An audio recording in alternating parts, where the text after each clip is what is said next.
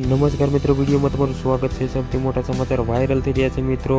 અત્યારે વાત કરી લઈએ કે ચૈતરભાઈ વસાવા જેલની બહાર આવી ગયા છે, પણ તેમના પત્ની શકુંતલાબેન જેલમાં હતા એ પણ જેલની બહાર આવી ગયા છે મિત્રો। ખરેખર 90 દિવસ બાદ જેલની બહાર આવી ગયા છે। લોકોએ તેમને સ્વાગત કર્યું છે મિત્રો। ખરેખર વિડીયોની અંદર તમે જોઈ શકો છો, કારણ કે તેમને વર્ષાબેન વસાવા લેવા માટે ગયા હતા। આખો પરિવાર ત્યાં પહોંચ્યો હતો મિત્રો, અને આખું આદિવાસી સમાજ શકુંતલાબેનને જેલમાં લેવા માટે ગયું હતું મિત્રો। અત્યારે શકુંતલાબેન જેલની બહાર આવી ગયા છે મિત્રો।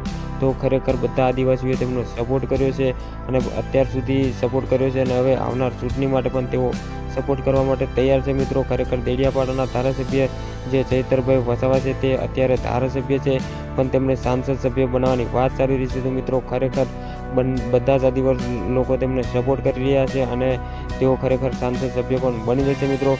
જો તમે ચૈતરભાઈ વસાવા માટે અને શકુંતલાબેન માટે જે કમેન્ટની અંદર લખવા માંગતા હોય, જે કહેવા માંગતા હોય, તમે લખી શકો છો, બધા દર્શકોને જણાવી શકો છો।